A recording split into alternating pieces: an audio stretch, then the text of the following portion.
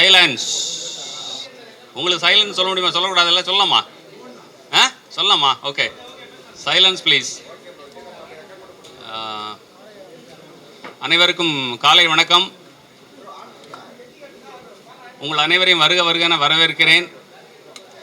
எங்களுடைய முதல் திருக்குறள் படத்துக்கு நீங்கள் உங்கள் பணியை செவ்வனே செஞ்சீங்க, நல்லா ப்ரொமோட் பண்ணீங்க, எல்லா மீடியாவிலையும் வந்தது. அதற்கு முதற்கண் நன்றி. அந்த படம் ரிலீஸ் ஆகி 1 வருஷம் 2 நாள் ஆகுது. இப்போது அடுத்த படத்தை ஆரம்பிச்சுக்கிறோம். இதில் வள்ளுவர் வேறு கோணத்தில் பார்க்கப்படுகிறார். திருக்குறளை எழுதின வள்ளுவர் அதில் அரங்கேற்றம் வரைக்கும் படமாக்கணும். இப்போ அரங்கேற்றின வள்ளுவர் அந்த குறளை மக்கள் கடைபிடிக்க வேண்டும் என்ற வகையில் எப்படி பிரச்சாரம் பண்ணார் அப்படிங்கிற விஷயத்த சொல்ல போகிறோம். இதோட ஸ்கிரிப்ட் பார்த்திங்க அப்படின்னா, அவர் தெய்வ புலவர் அப்படின்னு சொல்கிறோம்.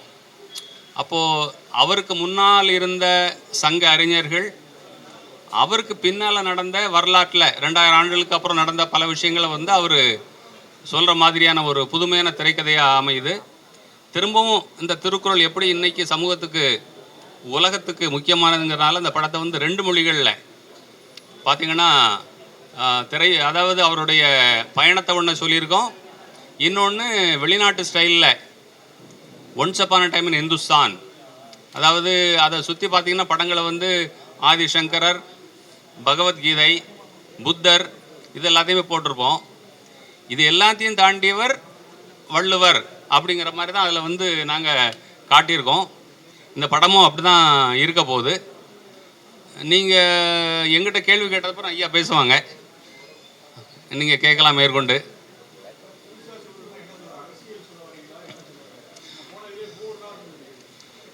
ஆமாம்மா, அது இன்னுமா வள்ளுவர் மிகப்பெரிய அரசியல்வாதி தானே. அவர் அரசு, மன்னர், அறம் பற்றி எவ்வளோ எழுதியிருக்கிறாரு. ஆமாம், அதனால தான் அரசியல்வாதிகள் அவரோட தப்பிச்சு போயிடுறாங்க. ஆமாம், அந்த இடக்கு முடா கேள்வி கேட்பார், அவரை காணோம். வந்துட்டீங்களா? அப்படி அதுக்கப்புறம் கடைசியாக கேள்வி கேட்குறார். அப்படியா? சரி, ஐயா பேசுவாங்க, ஒரு நிமிஷம்.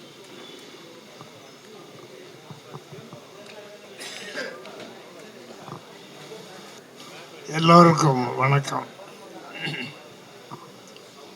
உலகை தமிழால் உயர்த்திடுவோம், அகர முதல எழுத்தெல்லாம் ஆதி பகவன் முதற்றே உலகு, அன்னையும் தந்தையும்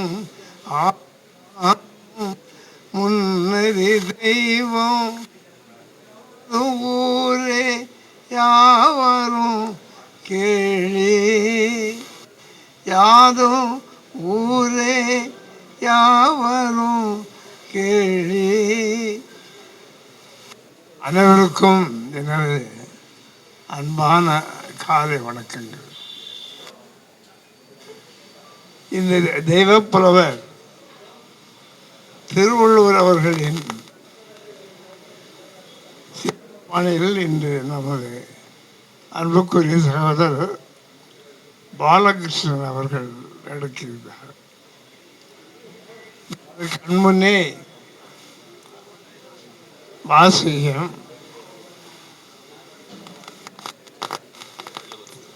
திருவள்ளுவரும் வந்திருக்கின்றார். இப்படிதான் அவர்கள் இருந்திருப்பார்கள் என்று நாம் எண்ணுகின்றோம். பக்கத்திலேயும் சார் ராஜேந்திரன், அன்புக்குரிய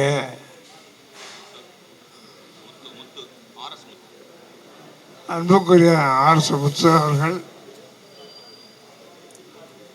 பத்திரிகையாளர்கள், ஊடக நண்பர்கள், இதில் நடிக்கப் போகும் நடிகர்கள் அனைவருக்கும் முதற்கணியது அன்பான நல்வாழ்த்துக்கள். திருவள்ளுவர் இன்று உலகமெல்லாம் அவரை நாம் பார்த்து வருகின்றோம். எந்த நாட்டுக்கு சென்றாலும் வள்ளுவரை நம் கண்முன்னால் பார்ப்பதற்கு உலகம் முழுதும் பிஜேபி உலக தமிழ் சங்கம் மூலமாக 200 சிலைகள் அமைத்திருக்கின்றோம். எல்லா சிலைகளும் நேராக சென்று அதை அமைத்து அங்கிருக்கின்ற பள்ளிகள் என்னும் முக்கியமான இடங்களில் வைத்து வள்ளுவர் பெறுவன் அவரை நாங்கள் போற்றுகின்றோம். என்னை 2 நாளில் ஒரு தெரு இலங்கை செல்லுகின்றார். அதன் பின் 5 சிலைகள் மலேசியாவில் உள்ள தமிழ் பள்ளி பிஜேபி உலக தமிழ் அனுப்புகிறது. பத்திரிகை சகோதரர்களே, ஊடக நண்பர்களே, நீங்கள் இல்லை என்றால் வள்ளுவரின் புகழ் வெளியில் தெரியாது. உங்கள் அன்பின் அரவணைப்பில் வள்ளுவ பெருமான் 2000 ஆண்டுகளுக்கு முன்பாக அவர் பிறந்திருந்தாலும் இன்றும் நம்முடன் இருந்து நமக்கு வழிகாட்டியாக இருக்கின்றார். ஆக வள்ளுவர் பெருமானை இன்று உலகெல்லாம் கொண்டு செல்லும் பிஜேபி உலக தமிழ் சங்கம் இன்னும் பல ஆண்டுகளாக அதை எடுத்துள்ள வேண்டும் என்று இறைவனை வேண்டுகின்றேன். அன்பு சகோதரர் பாலகிருஷ்ணன் இது 5வது படமாக எடுக்கின்றார்கள். இதை எல்லோரும் பார்த்து பத்திரிகை மூலமாகவும் ஊடகம் மூலமாகவும் இதை தெரிவிக்க வேண்டும் என்று அன்பாக கேட்டுக்கொள்கின்றேன். இந்த படம் வெற்றியடைய வேண்டும் என்று நமது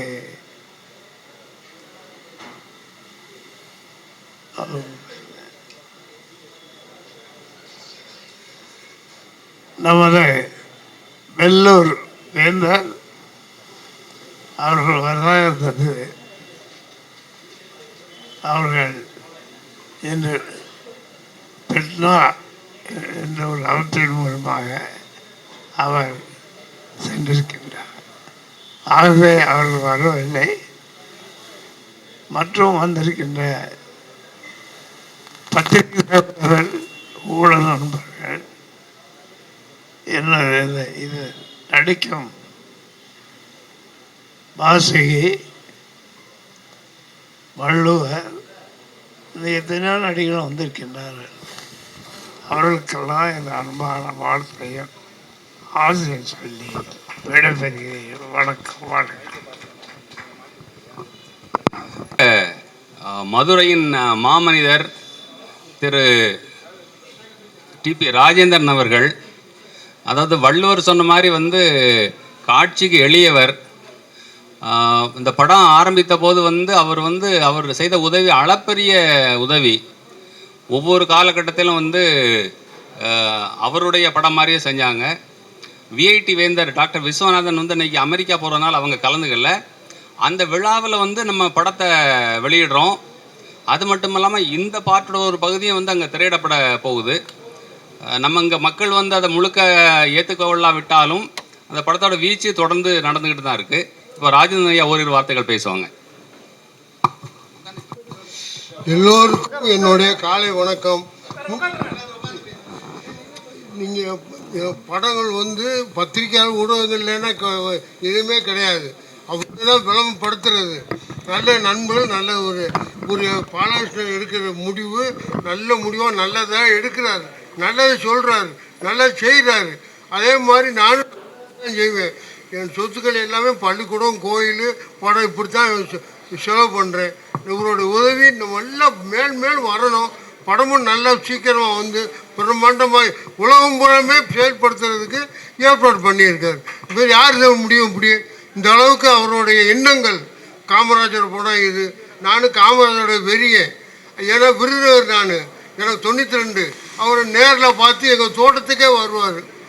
அந்த அளவுக்கு அவரோட பழகியிருக்கேன், நல்லா இருக்கேன். இன்னும் திருவள்ளுவர் இப்போ நல்லா பண்ணுறாரு. எனக்கு நல்லா வாழணுங்கிறதுக்கு என்னோட நாள் நல்ல சந்தோஷம் வெற்றி.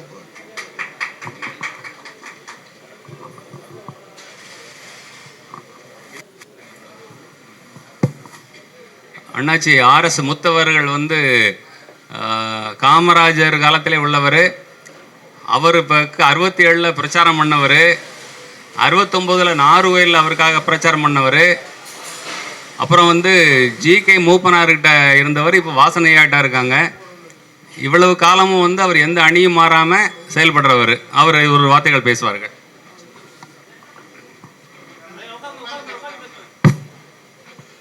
இந்த வள்ளுவரை பற்றி எடுக்கின்ற சினிமா தொடக்க விழாவிலே கலந்து கொள்வதிலே பெருமை அடைகிறேன். அதை தொடங்கி வைப்பதற்கு தகுதியான 2 பேரை அழைத்திருக்கிறார் அண்ணன் பாலகிருஷ்ணன் அவர்கள். ஐயா விருதுநகரை பற்றி அவர் சொன்னாங்க. வள்ளுவரை பற்றி யார் வேணா என்ன பேசலாம், ஆனால் வள்ளுவருக்கு உலகம் பூரா சிலை வைத்து வள்ளுவருக்கு பெரிய விழாக்களை நடத்தி வள்ளுவர் பெருமையை பேசி நடமாடும் வள்ளுவராக வாழ்ந்து கொண்டிருப்பவர் அண்ணாச்சி வி.ஜி. சந்தோஷ் அண்ணாச்சி அவர்கள். அதை யாரும் மறக்க முடியாது, யாராவது மறக்க முடியாது. மாதிரி பாலகிருஷ்ணன் அவர்கள் பெருந்தலைவர் காமராஜர் அவர்களை பற்றி ஒரு அருமையான சினிமா எடுத்தார்கள். அந்த காலத்தில் பெருந்தலைவர் காமராஜரை நிறைய பேர் மறந்து விட்டாங்க. ஆனால் மறந்தாலும் நான் மறக்கவில்லை, நான் படம் எடுத்தேன், இந்த படம் காலம் முழுவதும் ஓடும் என்று மிக அருமையாக அந்த படத்தை எடுத்த அந்த பெருமை பாலகிருஷ்ணன் அவர்களை சேரும். அதுபோன்று இந்த சமுதாயத்துக்கு எது தேவையோ அதை மட்டும் அவர்கள் செய்து கொண்டிருக்கின்றார்கள். இங்கே சொல்லும்போது ஒன்று சொன்னார்கள், பத்திரிகை துறை சொன்னார்கள், பத்திரிகை துறை சேர்ந்தவங்க தான். நீங்கள் பத்திரிகை துறையில் இருக்கவங்க போட்டோகிராஃபர் நீங்கள் எல்லாம் மொழி வசதி வச்சிங்கன்னா எல்லாருமே எல்லாம் நடக்கும். அது அந்த காலத்தில் கவிஞர் கண்ணாசனே பாட்டு எழுதியிருக்காரு. பொய் சொன்னாலும் வாயால் சொல்லி பலனில்லை, அதை மையில் நினைச்சு பேப்பரில் அடித்தால் மறுத்து பேச ஆள் இல்லை என்று அந்த காலத்திலே கவிஞர் பாட்டு எழுதியிருக்கார். அந்த வழியில் நீங்கள் எல்லோரும் ஆதரவு கொடுக்க வேண்டும், நாம் ஒன்றுபட வேண்டும், வெற்றி பெற வேண்டும், பாலகிருஷ்ணனுக்கு இது தூண்டுகோலாக இருக்க வேண்டும். வள்ளுவரை மட்டுமல்ல இன்னும் பல அற்புதங்களை அவர் செய்ய வேண்டும் என்று கேட்டுக்கொண்டு விடைபெறுகிறேன். நன்றி, வணக்கம். சரி, இனிமேல் நீங்கள் கேள்விகளை கேட்குறீங்களா? அடுத்து ஷூட்டிங் போகணும்ல? கேமராமேன் சார் பேசலையா நீங்கள்? சின்னதா ஒரு வரி 2 வரி, ஒரே வரி. நன்றி, வணக்கம். மேடையில் விட்டிருக்கக்கூடிய பெரியவருக்கும் ஊடகத்துறை நண்பர்களுக்கும் இங்கே வருகை இருந்திருக்கக்கூடிய அனைவருக்கும் இனிய காலை வணக்கம். இந்த கதாபாத்திரம் ஏற்று நடிப்பதில் நான் மிக்க மகிழ்ச்சி அடைகிறேன், பெருமைப்படுகிறேன். எனக்கு இந்த வாய்ப்பை கொடுத்த மரியாதைக்குரிய ஐயா ஏஜே பாலகிருஷ்ணன் அவர்களுக்கு நன்றி தெரிவித்துக் கொள்கிறேன். நன்றி. அனைவருக்கும் வணக்கம். Very good morning. உங்கள் எல்லாத்தையும் பார்த்ததில் ரொம்ப ரொம்ப சந்தோஷம். நான் உங்கள் தனலட்சுமி பேசுகிறேன். பார்ட் 1 வாசுகியாக பார்த்துருப்பீங்க. பார்ட் 2 என்னை மீண்டும் வாசுகியாக தேர்வெடுத்ததுக்கு ரொம்ப ரொம்ப நன்றி சார். And thank you. அதிகமாக பேச வேணாம்னு சொல்லிட்டாரு. தேங்க்யூ. சரி, யாராவது என்ன வறுத்து எடுப்பீங்களே? ஆமாம்.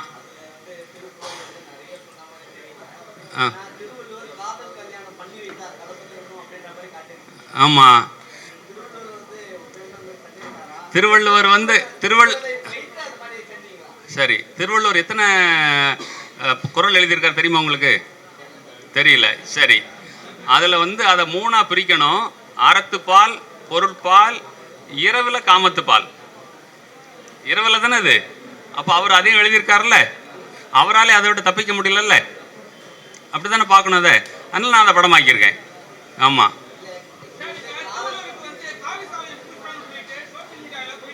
ஆமாம், காவி எங்க அவங்க சொன்னால் சொல்லிட்டு போகிறாங்க. சொல்கிறவன் யார்? அவனுக்கு நான் ஏன் காட்ட போகிறேன்? அந்த படத்திலே காட்டலையே. நீங்கள் கண்ணாடி போடுங்க. பிஆர்ஓ அவருக்கு ஒரு கண்ணாடி வாங்கி கொடுங்க. கண்ணு தெரியல பாவம் பையன் பிள்ளைக்கு. ஆமாம், அவர் எப்போவுமே நாங்கள் காவி போட மாட்டோம். நாங்கள் அவர் காந்தி வழி வந்தவர், கோட்ஸே வழி வந்தவர் அல்ல. சொல்லுங்க, என்ன கேள்வியிலே காணோம்?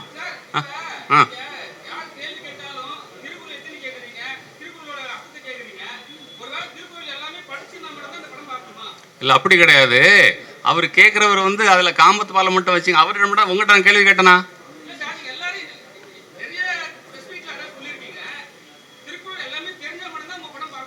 இல்லை, தெரியாதவன் பார்க்கணும். அதுக்கு தான் படம் எடுக்கிறோம். அவர் குறிப்பாக கேட்டார், ஏன் காமத்து பாலை வச்சுருக்கீங்க அப்படின்னுட்டு.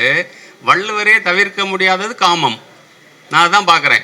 என்ன இவர் வந்து அறம் சொல்கிறவர், பொருள் சொல்கிறவர், இவர் ஏன் 250 பாட்டை வந்து காமத்துக்கு எழுதினார் அப்படின்னா அவரே அதால் தவிர்க்க முடியல. அதனால தான் அதை பற்றி சொல்லியிருக்கேன். அதனால தான் அவர்கிட்ட சொன்னேன், எல்லாரும் குறளை வந்து கடைபிடிக்க வேண்டும். படிக்கிறது மனப்பாடம் பண்ணுறதுக்கு தேவையில்லை குறள். அதான் நெட்ட தட்ட வரப்போகுது. அதன்படி நடக்க வேண்டும். நான் கிட்டத்தட்ட 50% நடக்கிறேன். ஆமாம். அடுத்து சரி.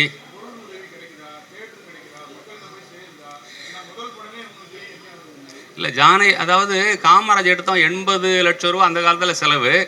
இன்னுமே அதை ரெக்கவர் பண்ணல. சொல்லப்போனால் நான் வந்து எனக்கு வந்து இப்போ ஐயா உதவி பண்ணாங்க, வேட்டி வேந்தர் உதவி பண்ணாங்க, டிவிஎஸ் உதவி பண்ணாங்க. அப்போ என்ன தோணுதுன்னா, இந்த காலத்துலேயும் திருக்குறளை கடைபிடிக்கும் மனிதர்கள் இருக்கிறார்கள். எனக்கு சொந்தமான இடத்த கூட நான் விற்றுட்டேன். அந்த இடத்துல நான் சந்தோஷப்பட முடியும். இவங்க பணத்தெல்லாம் வாங்கி நான் ஒரு வீடு கட்டினேன். எனக்கு ஒரு சொந்தமாக ஒரு சதுர அடி நிலம் கூட கிடையாது. என் தந்தையார் அளித்த இடத்தை கூட நான் வந்து விற்றுவிட்டேன். அப்போ இவங்கெல்லாம் எனக்கு வந்து உதவி செய்கிறாங்க. காந்தி வந்து இந்தியாவில் மிகப்பெரிய பிச்சைக்காரர். அடுத்து நான் தான். ஜானகிராமனோட ஒரு நாவலில் வரும். அவர் காட்டுக்குள்ள நடந்து போயிட்டு இருப்பார். இப்போ வரப்பில் ஒரு பூ பூத்துருக்கும். அந்த பூவை பார்த்து அவர் கேட்பார், அதாவது இப்படி ஒதுக்கப்பட்டு கிடக்கிறியே, உன்னை யாராவது எடுத்து முகர்றாங்களா, உலகத்துக்கு தெரியுமா? அப்போ அவரே பதில் சொல்லுவார், என்னோட வேலை பூப்பது மட்டுமே. இதை தலையில் சூடுவாங்க, சூடாமல் போவாங்க, மிதிப்பாங்க, அதை பற்றி கவலை இல்லை. இந்த சமூகத்தை வந்து அதை ரசிக்கிற அளவுக்கு நம்ம வளர்த்து கொண்டு வரணும். எல்லாரும் அதை கடைபிடிக்க வேண்டும். அதாவது கடைபிடிச்சு வாழ்ந்தவங்கெல்லாம் இந்திய அரசியல் எப்படி இருந்தாங்கன்னு உங்களுக்கு தெரியும். கடைபிடிக்காமல் போனவங்க எப்படி இருந்தாங்க இறந்தாங்கிறது உங்களுக்கு நீங்கள் பார்த்துக்கிட்டு தான் இருக்கீங்க. நான் பேர் சொல்ல வேண்டியதில்லை. காமராஜர் கடைபிடித்தவர். அவர் எப்படி வாழ்ந்தார், எப்படி இறந்தார்னு உங்களுக்கு தெரியும். அதை கடைபிடிக்காதவர்கள், நாட்டை சுரண்டியவர்கள் இன்றும் எப்படி இருக்கிறார்கள் உங்களுக்கு தெரியும். ஆமாம். அதான் ஓடிடி யார் கண்ட்ரோல் பண்ணான்னு உங்களுக்கு தெரியுமா? ஓடிடி யார் கண்ட்ரோல் பண்ணுறது? மார்வாடிகள் கண்ட்ரோல் பண்ணுறாங்க மோஸ்ட்லி. மார்வாடிகள் என்ன பண்ணுவாங்க? வட்டிக்கு விடுறவங்க. அப்படி தானே? அதாவது தமிழன் படம் எடுத்து நஷ்டம் அடைகிறான், மார்வாடிகள் படம் வாங்கி லாபம் அடைகிறார்கள். நஷ்டம் தமிழ் மக்களுக்கு, லாபம் வட இந்தியர்களுக்கு. அவனுக்கு எந்த படத்தில் நஷ்டம் கிடையாது. ஆமாம். அதுக்காக வந்து நம்ம பணியை செய்யாமல் இருக்க முடியாது. வள்ளுவர் வந்து இதெல்லாம் வந்து ஒரு குறளும் கடைபிடிக்கலைங்கிறதுக்கு அவர் எழுதாமல் இருந்தாரா? நம்ம வள்ளுவர்களுக்கு உயர வேண்டும். நம்ம வேலையை நம்ம செய்யணும், அவ்வளோதான். ஆமாம். ஜியு போப்னு ஒரு ஆள் இருந்தார். அவர் வந்து அதை எழுதி இங்கே வந்து வாழ்ந்து அங்கே கொண்டு வந்து இன்னைக்கு ஒரு வார்த்தைக்கு அர்த்தம் கண்டுபிடிக்கிறதுக்கு வந்து 2 நாள் ஆகும்.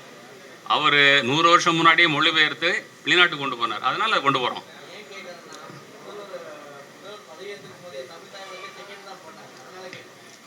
தமிழ் தாய் வாழ்த்து நீங்கள் அவர்கிட்ட கேட்டுக்கணுமா இல்லையா? அங்கே உள்ளே போனீங்க? இல்லை உள்ளே விட்டாங்களா அவங்கள? இல்லை உள்ள விட்டாங்களா? இங்கே எங்க நான் என்னை பற்றி மட்டும்தாங்க பேச முடியும். பதவியில் இருக்கிறவங்க எவ்வளோ காம்ப்ரமைஸ் பண்ண வேண்டியிருக்கும். என்ன வள்ளுவரை பற்றி பிரச்சாரம் பண்ணுறவங்க அந்த வழியில் இருக்காங்க. இன்னைக்கு இப்போ கோட்டை உங்களால் போக முடியுதா? எங்கள் ஆட்களாம் போக முடியாத அப்படி இருக்குன்னு சொல்லிட்டு வந்தாங்க. இதை நீங்கள் போடணும்னா போடுங்க. ஆமாம், இரும்பு கோட்டை இரும்பு கோட்டையாக இருக்கிறது.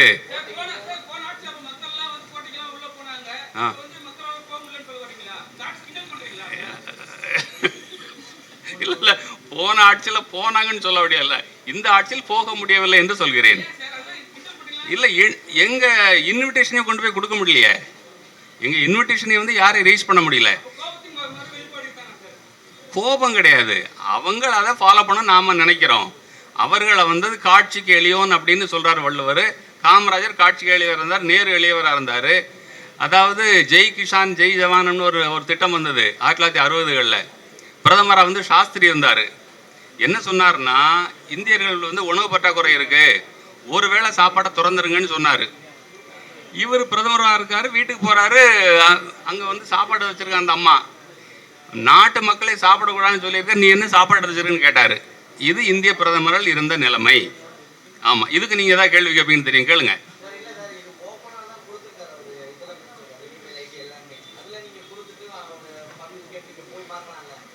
இமெயில் ஐடி இல்லை இல்லை இல்லை, எங்கள் மேனேஜரே உள்ளே போனார், அதுக்கே ரெஸ்பான்ஸ் இல்லை. நீங்கள் இதை போடுங்க, செய்தியை உண்மை தானே சொல்ல போகிறோம்.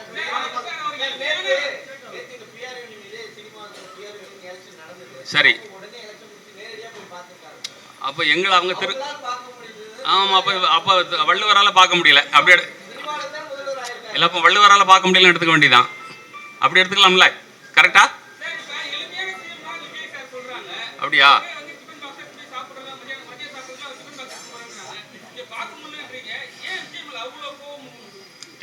யாரு ஏங்க, கேமரா என்ன பார்த்துருக்கு, உங்க கேள்வி பதிவாகாது. நான் சொல்ற பதில் தான் கேட்டுமா? சரி, ஓகே. நீங்க எதில் சாப்பிட்றீங்க? இல்ல, டிஃபன் பாக்ஸ் கொண்டு போறீங்களா நீங்க? இல்ல இல்ல, அவர் சாப்பாடெல்லாம் சாப்பிட்றாரு, அவர் வீட்டில் அவரே போன் எடுப்பாரு. சரி சரி, பணம் உள்ளவங்க எதில் சாப்பிடுவான்? ஆமா, அப்புறம் என்ன? இல்லை, ஆதங்கம் இல்லை. என்ன மேனேஜர் அண்ணே, எங்கண்ணே இருக்கீங்க அண்ணே? ஆமாம், இவர் தான் போயிட்டு வந்தார். ஆமாம், யாரையும் பார்க்க முடியல. ஆமாம், அதானே உண்மை. ஆமாம். ம், இல்லை உதவி இல்லை, இதை துவக்கி வைக்கிறதுக்கு பொருத்தமானவங்க வந்திருக்காங்க. நாங்கள் பண்ணுற பிரச்சாரத்துக்கு அதில் யாராவது ஒரு அமைச்சர் வந்திருந்தாலோ இது இன்னும் கொஞ்சம் அதிக ஒரு மைலேஜ் வந்து பெற்றிருக்கும். அதுதான், வேற என்ன கேட்க போகிறோம்? வேற முந்தைய அரசே வந்து அவர் படத்தை கூட பார்க்க மாட்டேன்ட்டாரு. அவர் வந்து படத்தை பார்க்கவே இல்லை. அவர் வேற என்னென்னோ படங்கள்லாம் பார்க்குறாரு, அவர் திருக்குள்ள பார்க்கல. ஆமாம், இப்போ பார்த்துங்க, நீ இதை நான் சாபமாக விடலை. அது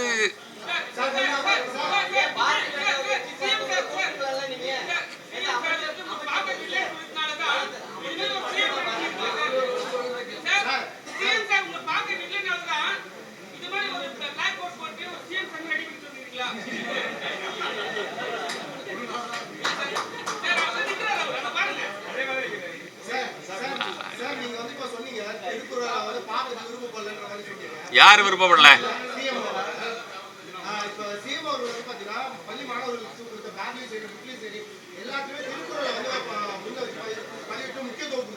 சரி, அது இல்ல, அதுக்கு அவரை பாராட்டிடுவோம். வேற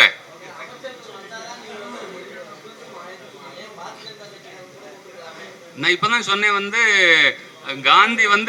காந்தி வந்து வள்ளுவரோட பிரதிநிதி, கோட்ஸே வந்து ஆர்எஸ்ஓட பிரதிநிதி.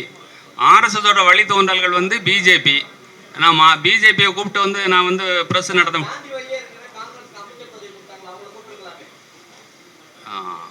அது எனக்கு பொருத்தமாக படலை. அது துறை சார்ந்த அமைச்சர்கள் வந்து நல்லா இருக்குன்னு பார்த்தேன். அந்த துறை வேண்டியதில்லை, எனக்கு அவங்களுக்கு தெரியும், அவங்கள கூப்பிடல. ஆமாம். ம், சரி. இல்லை, அவர் ஒரு கெஸ்ட்டுங்க. அவர் வந்து எங்களை நீங்கள் ஐயா ஐயாவும் கருப்பு கோட்டில் வந்திருக்காங்க, நீங்கள் ஐயாவை கேட்பீங்களா? அதெல்லாம் இல்லை. அதாவது எங்களுக்கு அவர் மேலே என்ன வன்மம் இருக்க முடியும்? நான் அவர்கிட்ட கால் ஷீட் கேட்டேனா, படம் பண்ணி தர சொல்லி கேட்டேனா? ஒன்றும் இல்லை, நாங்கள் கூப்பிடுறதுக்கான எங்களுக்கு அக்சஸே இருக்கலை, அவ்வளோதான். ஆமாம், என்ன கோபம் அவ்வளோதானே உங்களுக்கு? அடுத்த